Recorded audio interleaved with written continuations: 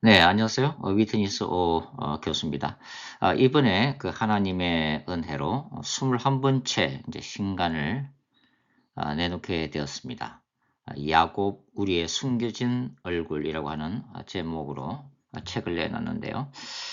이 책을 저는 17장으로 구상을 했습니다. 첫 번째가 이제 1장 팥죽 한 그릇에 탐욕을 담다. 2장 무손 업무 유언적 축복 탈취 사건. 3장 이삭의 축복 속에 회복된 하나님의 나라. 4장 하늘의 문이 열리다. 5장 야곱의 광야 밧단 아람 하란. 6장 두 여인 간의 치열한 갈등. 7장 야곱과 라반 속임수의 전쟁. 8장 야곱 광야 학교를 졸업하다. 그리고 9장에서는 야곱과 하나님의 천사들을 다루었고요. 10장 약복 강가에서 자아가 죽다. 11장 야곱 선두에 우뚝 서다. 12장 디나 사건과 두 아들의 피해 복수. 13장 베델로 올라가다. 14장 르우벤 너마저도. 15장 야곱 또다시 피눈물을 쏟다. 16장 야곱의 깨어짐과 하나님의 은혜. 17장 유다를 향한 야곱의 예언적 유언. 이렇게 17장으로 이 책 전체를 구성을 했는데요. 저는 이제 이 야곱 책을 통해서 특별히 이제 강조했던 부분이 그 야곱과 그의 공동체 그 내면 안에서 일어나는 갈등, 특별히 이제 하나님의 나라와 사탄의 왕국 간의 어떤 갈등과 투쟁의 역사를 다루었습니다. 이것이 야곱의 삶 전체를 이끌어가고 있었다 이렇게 이제 본 거죠.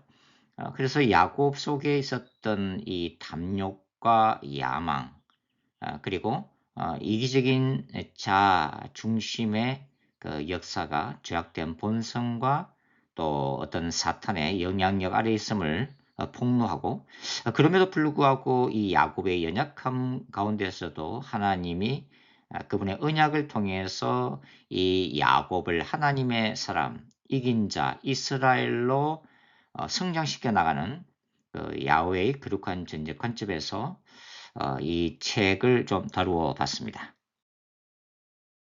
성경에 등장하는 그 위대한 영적 지도자나 신앙의 족장이라는 타이틀을 한번 떠올려 보시죠. 청취자 여러분 머릿속에는 아마 도덕적으로 흠이 없고 되게 이타적이고 어떤 위기에서도 흔들리지 않는 그런 정의로운 인물이 그려지실 겁니다. 네, 보통은 그렇게들 상상하시죠. 성경의 위인이라고 하면 뭔가 범접할 수 없는 아우라가 있을 것 같으니까요. 맞아요. 그런데 성경의 가장 중요한 족장 중 한 명으로 내세우는 인물, 그러니까 야곱의 실제 기록을 현미경으로 들여다보면 그 완벽한 이미지가 산산조각이 납니다. 완전히 부서지죠. 네, 자신의 친형을 교묘하게 속였고 또 눈먼 아버지를 상대로 사기극을 벌였잖아요. 심지어 훗날 생명의 위협이 다가오니까 자신의 아내들이랑 자식들을 막 전쟁터의 방패막이처럼 앞세웠던 극도로 이중적이고 계산적인 인물이었습니다. 사실 야곱이 남긴 기록을 분석해보면 그는 제단 앞에서 하나님의 이름을 부르면서도 머릿속으로는 끊임없이 자신의 생존, 그 자기 이익을 위한 잔머리를 굴리던 사람이었어요. 잔머리의 대가였죠, 정말. 네, 철저하게 타인을 희생시켜서라도 자신의 안위를 확보하려 했던 그 모순과 이기심의 극치를 보여주는 텍스트거든요. 그런데 바로 이 지점에서 매우 중요한 학술적이고 신학적인 질문이 발생합니다. 어떤 질문이죠? 도대체 왜 수천 년이 지난 지금까지도 우리는 이토록 결함이 많고 이기적인 인물의 서사에 이토록 강렬하게 몰입하고 공감하는 것일까요? 바로 그 지점이 오늘 우리가 파헤칠 핵심입니다. 지금 이 깊은 탐구를 듣고 계신 여러분 역시 겉으로는 평온해 보이지만 내면에서는 그 이기적인 욕망과 도덕적 당위 사이에서 매일같이 치열한 전쟁을 치르고 계실 테니까요. 그렇죠. 누구나 겪는 내면의 전쟁이죠. 오늘 우리의 딥다이브는 위트니스 오프 박사의 신간, 야곱, 우리의 숨겨진 얼굴을 바탕으로 한 학술 소논문을 해부합니다. 이 자료는 야곱의 생애를 두 가지 완전히 대조적인 해석의 렌즈로 분석하고 있거든요. 네, 접근 방식이 완전히 극과 극인 두 렌즈죠. 맞습니다. 첫 번째는 미시적이고 심층적인 심리학의 렌즈인 스위스 정신과 의사 칼 용의 분석 심리학입니다. 그리고 두 번째는 거시적이고 우주적인 신학의 렌즈인 종말론적 거룩한 전쟁 신학입니다. 오늘 우리는 이 두 렌즈를 교차시키면서 여러분 내면에서 벌어지는 갈등의 실체를 추적해 볼 겁니다. 야곱의 이중성은 우리 무의식에 숨겨진 심리적 그림자의 발현일까요? 아니면 하나님과 사탄 사이에서 벌어지는 거대한 우주적 영적 전쟁의 결과물일까요? 자, 그럼 본격적인 서사 분석에 앞서서 이 두 이론의 기본 원리, 그러니까 제일 원리부터 명확히 정의하고 넘어가야 할 것 같은데요. 먼저 종말론적 거룩한 전쟁 신학이라는 개념부터 설명해 주시죠. 네, 흔히 거룩한 전쟁이라고 하면 구약 성경에서 여호수아가 가나안 땅을 물리적으로 정복하던 그 고대의 영토 전쟁을 떠올리기 쉽잖아요. 네, 보통 성경에 전쟁하면 칼 들고 싸우는 걸 생각하죠. 하지만 신학적 관점에서 이는 훨씬 거대한 그 우주적 프레임을 의미합니다. 창세기의 에덴 동산에서 시작해서 요한계시록의 최후 심판까지 이어지는 하나님의 총치 질서와 그것을 거역하는 사탄의 세력 간의 충돌을 뜻하거든요. 아, 그러니까 이 구속사적 관점에서 볼 때 야곱이 보여주는 막 탐욕이라던가 속임수 같은 것들이 단순한 개인의 성격적 결함이 아니라는 거군요. 정확합니다.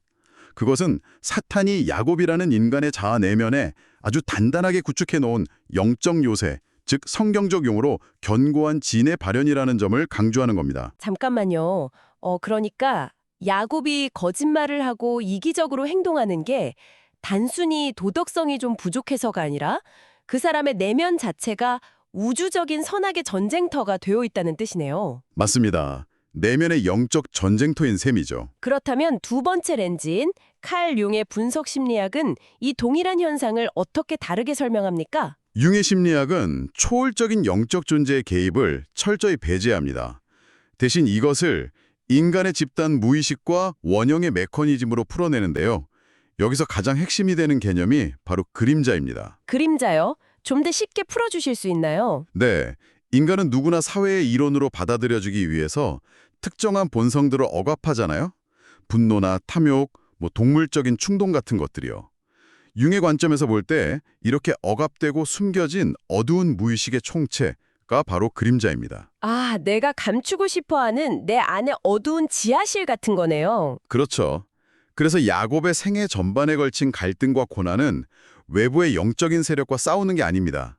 자신이 억압해둔 내면의 그림자와 정면으로 대면하고 결국 그것을 자신의 인격 안으로 통합해내는 과정인 거죠. 그것을 심리학에서는 진정한 자아를 찾아가는 개성화라고 부르는 거고요. 네, 맞습니다. 개성화 과정이라고 하죠. 와, 두 렌즈의 대비가 정말 선명하네요. 제 머릿속에 딱 떠오르는 이미지가 하나 있는데요. 네, 어떤 이미지인가요? 그러니까 같은 사람의 내면을 진단하는데 융의 심리학이 무의식의 층위를 정밀하게 스캔해서 구조를 보여주는 심리적 MRI라면요. 아, 심리적 MRI. 네, 반면에 거룩한 전쟁 신학은 그 내면에서 실제로 어떤 영적 폭발과 전투가 일어나고 있는지를 붉고 푸른색으로 보여주는 영적 열화상 카메라 같다는 생각이 듭니다. 야, 아주 흥미롭고 탁월한 시각화래요. 하지만 그 비율을 조금 더 밀어붙여 보면 두 관점의 결정적인 차이도 확실히 드러납니다. 어떤 차이가 있죠? MRI는 철저히 인간이라는 닫힌 시스템 내부의 구조만 보여주잖아요. 반면 신학적 열화상 카메라는 외부에서 누군가 개입해서 그 내부의 온도를 어떻게 변화시키는지, 즉 외부의 초월적 개입을 포착해낸다는 점이 다르죠. 아, 시스템 내부냐 아니면 외부의 개입이냐의 차이군요. 네. 그래서 이 두 카메라를 들고 야곱 생애의 첫 번째 변곡점인 창세기 25장의 유명한 팥죽 사건을 한번 들여다보겠습니다.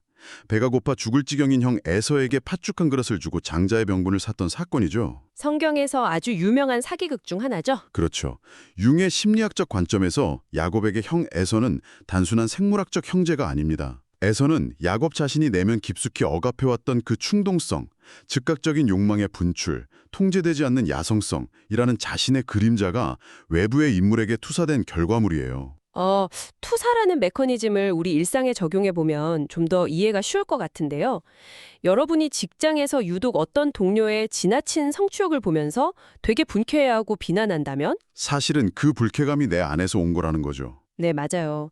사실은 내면에 억압되어 있던 인정받고 싶은 강렬한 욕망을 그 동료에게서 발견하고 방어 기제를 작동시키는 것과 같은 이치군요. 야곱은 자신이 감추고 싶어하는 짐승 같은 욕망을 에서에게서 봤다는 거고요. 정확한 적용입니다. 야곱은 자신 안의 야성적 그림자를 에서에게 투사하면서 동시에 형의 그 맹목적인 충동성을 역이용해서 자신의 이성적인 탐욕을 채운 겁니다. 아주 고도의 심리적 방어와 조종이 일어나는 거죠. 정말 치밀하네요. 그리고 이러한 무의식적 조종의 패턴은 야곱이 고향을 떠나서 외삼촌 라반의 집으로 도망치면서 극한의 시험대에 오르게 됩니다. 아, 라반. 야곱보다 더한 사기꾼이 등장하잖아요. 맞습니다. 라반은 야곱보다 한 수, 아니 두 수 위의 사기꾼이었죠. 융의 관점에서 야곱이 라반에게 20년 동안 철저히 기만당하고 착취당하는 이 시간은 단순한 징벌이 아닙니다. 그럼 뭔가요? 그것은 자신의 투사든 그림자를 정면으로 마주하게 만드는 필수적인 심리적 거울 치료의 시간입니다. 자신이 타인에게 행했던 통제와 조종이 라반이라는 완벽한 거울을 통해 자신에게 그대로 반사되어 돌아오는 걸 뼈저리게 경험하는 거죠. 와, 거울을 통해 자신의 진짜 얼굴을 강제로 보게 만드는 아주 가혹한 심리 치료군요. 그런데 이 과정에서 등장하는 레아와 라헬이라는 두 아내의 이야기도 융의 관점에서는 무의식의 투사로 설명되지 않나요? 네, 논문에서도 아주 흥미롭게 다루는 부분인데요. 융은 이 두 여성을 남성 내면에 존재하는 무의식적 여성성, 즉 아니마의 원형으로 분석합니다. 아니마요? 네, 라헬이 야곱이 이상화하고 갈망하는 밝고 매력적인 아니마라면 그가 무시하고 배척했던 레아는 사실 야곱의 현실적 삶에 가장 필요했던 고통받고 인내하는 어두운 아니마의 표상이라는 거죠. 아, 빛과 어둠의 대비군요. 그렇죠? 결국 야곱이 20년에 걸쳐 이 두 아내, 즉 빛과 어둠의 아니마를 모두 자신의 삶의 일부로 받아들이는 과정 자체가 인격이 성숙해지는 개화와의 필수 단계라는 설명입니다. 여기까지 들으니까 융의 분석 심리학이 인간 내면의 역동을 설명하는 데 정말 얼마나 정교한 도구인지 감탄하게 되는데요. 하지만 이 지점에서 다시 신학적 렌즈로 시선을 옮겨보죠. 만약 그 20년간의 끔찍한 착취의 시간이 심리학적 거울 치료에 불과하다면 거룩한 전쟁 신학의 입장은 완전히 다를 것 같거든요. 완전히 다릅니다. 신학적 렌즈로 보면 라반의 집은 단순한 심리 상담소가 아니라 하나님의 철저한 작전 아래 세팅된 일종의 특수부대 군사 훈련소 같은 거 아닙니까? 야, 그 대비가 오늘 다루는 논문의 핵심적인 학술적 기여도 중 하나입니다.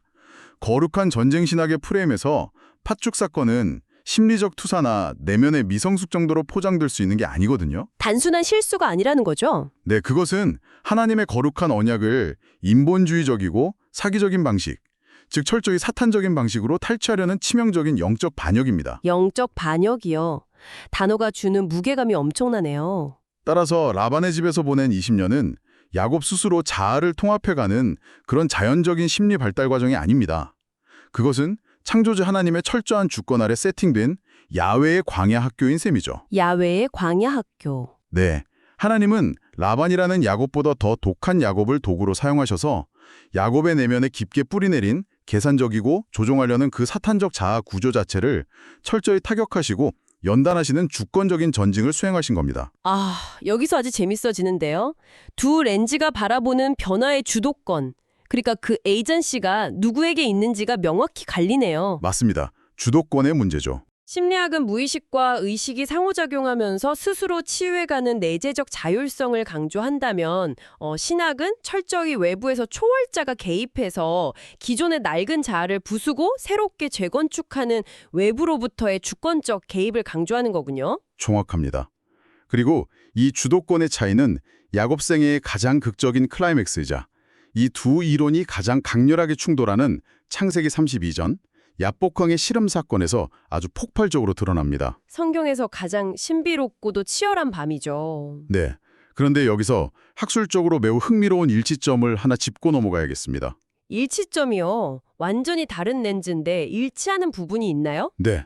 완전히 다른 전제를 가진 이 두 이론 모두가 이 야복강에서의 기나긴 밤의 실험을 자아의 죽음 혹은 자아의 축소라는 결과로 동일하게 분석한다는 사실입니다. 자아의 죽음이라. 이게 평생을 자기 지략이랑 통제력으로 상황을 막 다 조종할 수 있다고 믿었던 야곱의 지독한 오만함이 완전히 붕괴되는 순간이라는 뜻이군요. 그렇습니다. 청취자 여러분의 삶 속에서도 그 내가 모든 것을 통제할 수 있다고 믿었던 확신이 철저히 무너져 내리는 절망의 밤을 떠올려 보시면 이해가 아주 쉬울 것 같습니다. 아주 적절한 적용이네요. 하지만 그 자아를 무너뜨린 대상이 누구인가? 여기에 대한 해석은 극명하게 갈립니다. 융의 분석 심리학 체계에서 이 씨름은 외부의 존재와의 싸움이 아니에요. 내면의 싸움인 건가요? 네, 얄팍하고 방어적인 의식적 자아가 자신의 깊은 내면의 중심인 무의식의 자기, 셀프라고 하죠. 이 자기와 충돌하며 겪는 내적 과정의 외면화입니다. 아, 내적 갈등이 밖으로 표출된 거다. 즉, 극도의 스트레스 상황에서 내면의 심리적 과정이 환상적이고 상징적인 전투로 투사되었다는 설명입니다. 그럼 반대로 거룩한 전쟁 신학은요? 거룩한 전쟁 신학은 이를 철저히 역사적이고 실제적인 외부의 타격으로 봅니다.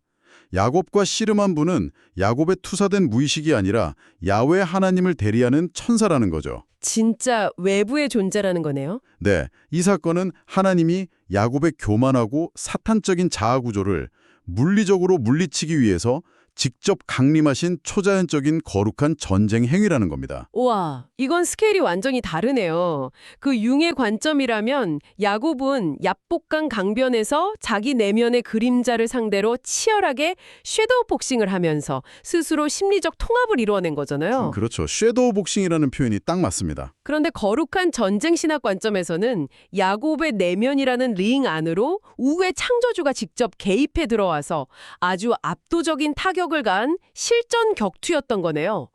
스스로 깨달음을 얻고 변화한 것인가 아니면 완전히 부서짐으로써 구원받은 것인가의 결정적인 차이입니다. 네, 그리고 그 실전 격투의 흔적이 바로 야곱의 환도뼈, 즉 골반 관절이 위골되는 치명적인 부상이죠.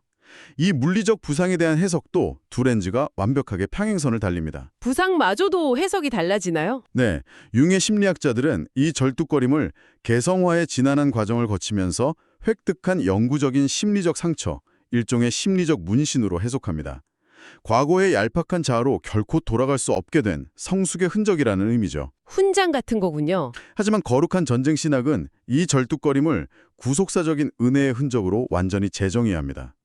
평생 자신의 두 다리와 지략만 믿고 질주하던 자가 이제는 지팡이, 즉 하나님의 은혜에 전적으로 기대지 않고는 단 한 걸음도 스스로 걸을 수 없는 존재가 되었다는 선포거든요. 아, 지팡이에 의지하게 되었다. 여기서 신학의 가장 위대한 역설인 패배를 통한 승리라는 개념이 도출됩니다. 패배를 통한 승리. 하나님 앞에서 철저하게 자아의 방어막이 부서졌기 때문에 역설적으로 진짜 생명인 은혜가 그 부서진 틈을 타고 흘러 들어왔다는 거군요. 그래서 이 밤에 야곱의 이름이 이스라엘로 바뀌게 되는 거잖아요. 단순한 힐링을 넘어서는 존재 자체의 변화 말이죠. 그렇습니다.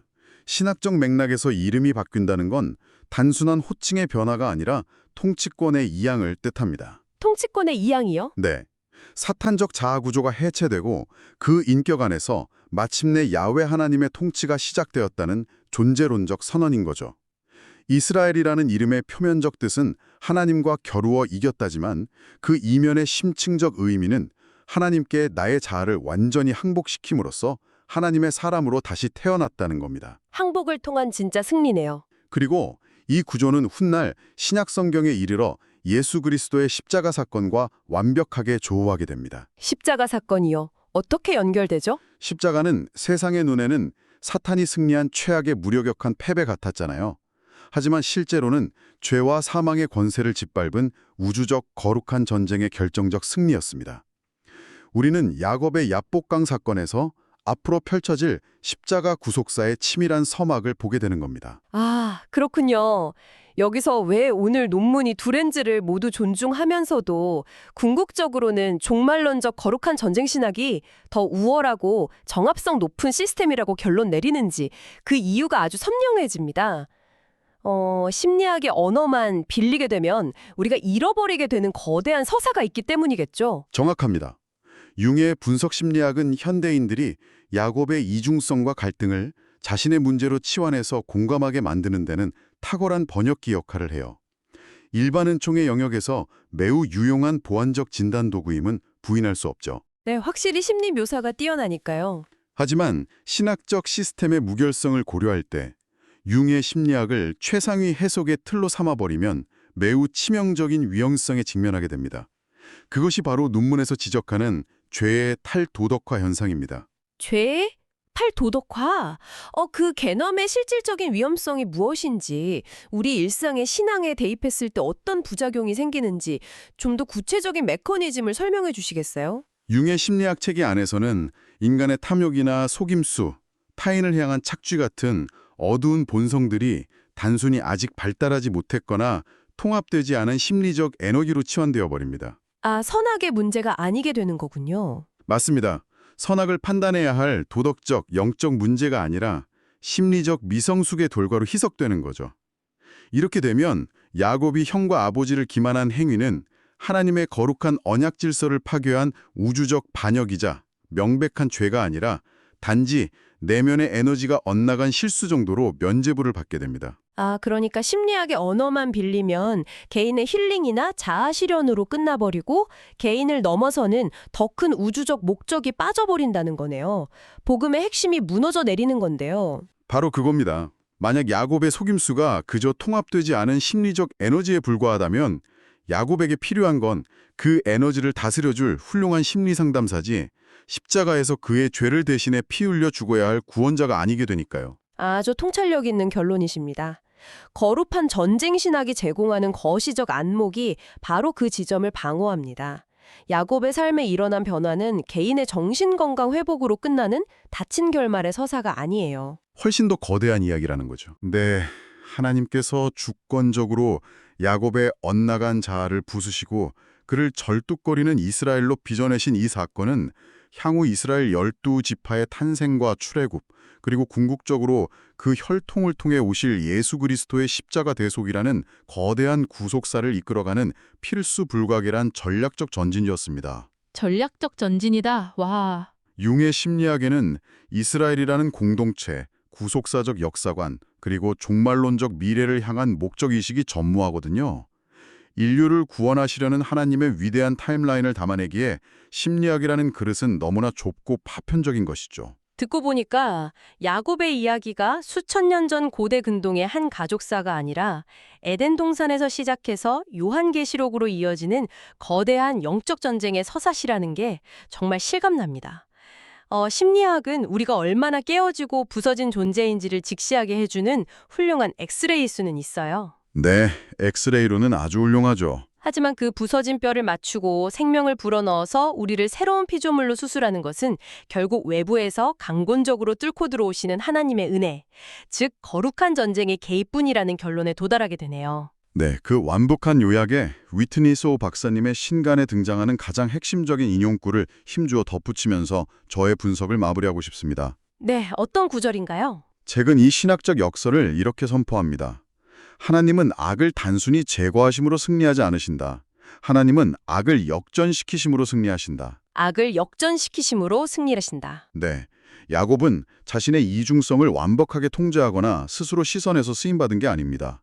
오히려 그의 탐욕과 사기성이라는 악을 하나님께서 철저히 깨트리시고 그 깨어진 틈을 구원의 도구로 역전시키셨기 때문에 승리할 수 있었던 겁니다. 이야, 정말이지 이 깊고 긴 학술적 대화를 단숨에 관통하는 강렬한 한 문장이네요.